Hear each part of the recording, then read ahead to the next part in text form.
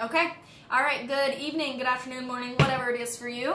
This is Jen. Mona and I are here, and we put together a little packet. Part of your packet we're going to review is the coaching. So really quick, I'm just going to talk about the importance of coaching and why this is something I'm super passionate about. And what I mean by coaching is not coaching your team. I'm talking about coaching your parties. This is one of the biggest holes in most consultants' businesses, I feel like. You get really excited, you start booking your friends and family, lo and behold, no one shows up. You go to the Monday Night Live meeting, you set up, you're supposed to have 5 guests there, and you have 1. Anybody ever been in that situation? So there's usually 3 reasons why your appointments are not holding. The first one is you are not coaching well enough, or you're not coaching at all. The second reason maybe is that you are not in the right group of people. So Gloria Mayfield Banks, National Sales Director, always says, broke, no broke. So broke people know more broke people. A lot of times flaky people know more flaky people. And so if you get in this, this group of people who keep, blowing you off, maybe you're in the wrong circle of people and you need to expand your connections a little bit and start booking different people. Or the third reason is that you are just simply are not getting enough numbers. Because part of this business is that we do have about 50% cancellation or reschedule, but you can increase and improve those odds by doing really good coaching. So I'm going to give you a tip that I learned from National Sales Director Kristen Sharp. I feel like this has been a game changer in my business, and I've been doing it for several years now, and it works very, very, very well for me. And what I love about it is that I rarely, if ever, have no-shows. People tell me when they're canceling, or I just know based on the kind of interactions that we're having. And when I'm going through this coaching stuff and they're not responding to me, that tells me that they're likely not holding. And so I actually do just come right out. Like if I've made these attempts and I've tried to check in with them several times and I'm not getting any responses, I will just, flat out ask the hostess or my customer, hey, I haven't heard back from you. I do need to schedule a couple other things. Are we still on for our party this Saturday, or should I go ahead and fill that spot with someone else? And usually they will say right away. So that's all part of coaching, you guys. You should really ultimately know if your appointments are showing up and who's going to be there. It should not be a guessing game. This makes you more efficient. It makes you more effective. You're more prepared. Your parties are shorter because you've done a lot of the work beforehand and you're not having to spend a bunch of time pre-profiling your guests as they arrive. So I feel just really like coaching is a huge, huge deal. In your Steps to Success brochure, there's several pages in here called the Power Coaching Plan. Now, if you're the kind of personality that likes lots of details and you want this very, very laid out, thorough, you're going to love this. Some of you may feel a little overwhelmed by this, so I'm going to really break it down into just a couple quick chunks and simplify it a little bit. But you can certainly go back into your Power Coaching Plan and review it and recap it. And again, all of this comes down to practicing and just rehearsing those scripts so that you just know what to say in your coaching scenarios. So first things first, a lot of the coaching happens the minute the booking happens, right? So let's say you have someone there at the party who books a party, and you immediately, when you set that date, you start telling her to start inviting people. You're going to send her an invitation that she can text out to her friends and family and invite them. And you're telling her about her hostess credit and all of that. That's all part of coaching. And you're telling her what to expect, and you're gonna want to arrive, early if you want to bring snacks. That's all just telling people what to expect and how to arrive and what to wear or whatever. If you're coaching someone to come to a Monday Night Live event, you're probably going to want to include telling them, hey, everybody there is going to be in a dress or a skirt. You're more than welcome to come wearing whatever you feel comfortable in, but I just didn't want you to be shocked if you show up in sweats and everybody else is in a skirt. So just those are what the details of coaching. It's just making sure your guests feel empowered, and knowledge is power, and knowing what to expect makes people happy. So part of that is, just coaching the hostess as the booking happens. The other part is in between.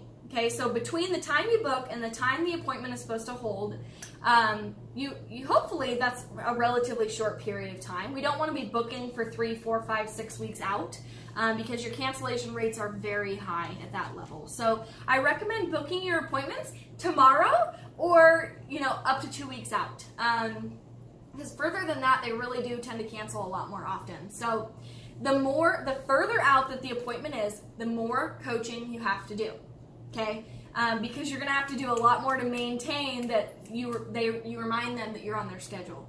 Now, of course, if someone is booked 3 days from now, you might talk to them 2 or 3 times, but you're not going to talk to them 5 or 6 or 7 times because they're closer appointment. Rule of thumb, I think at bare minimum, you should be talking to people halfway between the appointment, the day before and the day of, or 2 days before and the day before, depending on if it's a morning appointment or a night appointment. So hypothetically, let's say today is Monday and I have a party booked on Saturday. I'm going to check in with my hostess on Wednesday to see if she started inviting people and start gathering information about her skin so I can make her a personalized goodie bag. So that's Wednesday, that's the halfway mark. I'm also going to ask her, like I said, if she's inviting friends. And this is what I say to get that guest list or find out who's coming, is I'll say, okay, Susie, so I'm super excited for our facials on Saturday, and I'm getting ready to make a personalized goodie bag for everyone who joins you. Do you happen to know who's coming? And a lot of times she'll say, yes, my mom, my sister, whatever. And I'll say, great, can you have them text me, or would you mind sending me their phone numbers so that I can get some information about their skin and make their personalized goodie bag? And most of the time, because I'm dangling that carrot in front of them and saying, I'm going to make a goodie bag, I'm going to make a goodie bag, they give me the names and numbers. If I'm speaking with her and she has nobody that she's even talked to yet, that's no big deal. Susie, go ahead and start inviting people tonight. I'll check back in tomorrow and see who we have coming.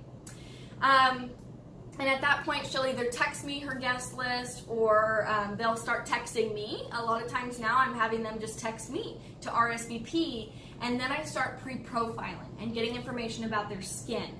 And there's a couple ways to track this, but I just write it in my planner. Under her name, I'll write her guest names and their skin types, and I just have it all in one place. But what you do want to find out for sure is what's your skin type? Are you combination to oily or normal to dry? How familiar are you with Mary Kay products? If she says, I love Mary Kay, I use it every single day, I'm going to say, oh my gosh, awesome. Who's your Mary Kay consultant? And she'll go, oh, it's Mona. I'm gonna say, oh, I love Mona. Mona is such a sweetheart. She's one of my besties. So here's what I'm gonna do, Sally, is I'm totally fine with you coming to Susie's party to support her as just a one-time thing, and then I will refer you back to Mona to continue purchasing from her. Is that okay? And usually they say yes. But a lot of times they do want to come just to support their hostess. So we do sometimes allow that one-time sale. But if Sally was the person that I booked and she told me that she loved Mona, I would not even book her. I would just say, you know what, Sally, I want you to go ahead and just stick with Mona. I know she'll honor this pampering package for you and take great care of you, okay? So, how familiar are you with Mary Kay? Do you have any skin allergies or skin conditions that you know of? And sometimes they'll say, yes, I'm allergic to vitamin E, or yes, I'm allergic to lanolin, or I have rosacea, or whatever. And if they'd say that, then you may want to check in with your director or go on to Mary Kay in Touch under Product Central and click on the ingredient search.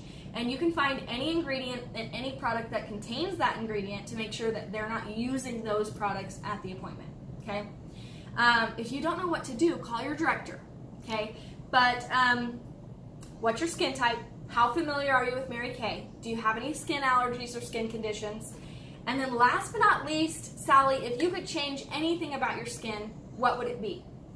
Oh gosh, and she'll say, oh, I wish I could do something about the dark circles under my eyes, or I have really large pores, or my skin's really oily. And I'll say, oh, awesome. Well, I'm really glad you're coming then, because we're going to be using a product that works wonders for large pores. We have a set called microdermabrasion, and you'll actually get to sample that at our appointment.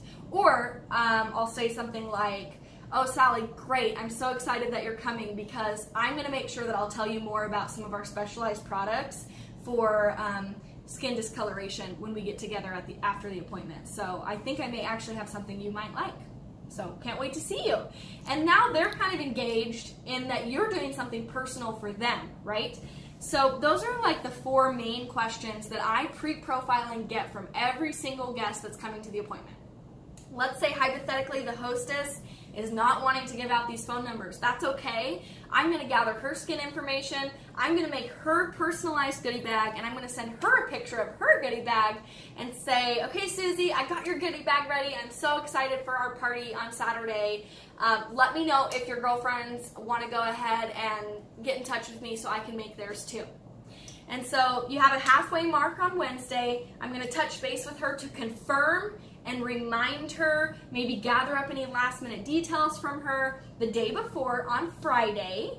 And I'll say, okay, Susie, I've heard from Sally, so-and-so, so-and-so, I've got this bag, and I've made their goodie bags, and I send her a picture of the goodie bags with their names on these labels. So in your packet, there's actually what to put in a goodie bag. And keep it simple, sweetie. It doesn't have to be super elaborate. I love to get candy from Winco in the bulk food section. It's really cheap. I throw in a mini hand cream and a couple eyeshadow samples. The most important part is that it's cute and it's personalized. Her name would be either printed or written on this little gift tag, and it is made just for her. So that goes out to her the night before or the morning of, if it's a nighttime appointment. Sometimes I'll send it the morning of. And say, Susie, I'm so excited. I finally got everybody's goodie bags ready. I can't wait. I'll see you tonight at 6, or I'll see you tomorrow at 10. Do you need my address?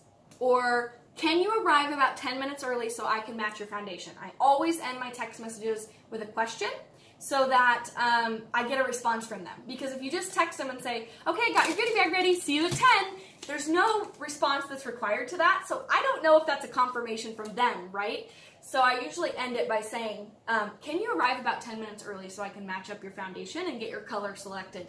And most people say yes. So you guys, that's short and sweet of the goodie bag method. I've checked in with them at least 3 times, the halfway mark, the day before, the morning of. Always end your text with a question so that they're incentivized to respond. Dangle that carrot in front of their face. Keep it simple, keep it cute. And every time you're asking for information from them, remind them why you're asking for it. Hey, I'm getting ready to make your goodie bag, so can I please get your skin information? I can't wait for your party. Do you need my address? So that's kind of the basics of coaching. It definitely can be broken down and elaborated more in depth. So definitely check out the Power Coaching Plan if you want more in depth, or ask your director.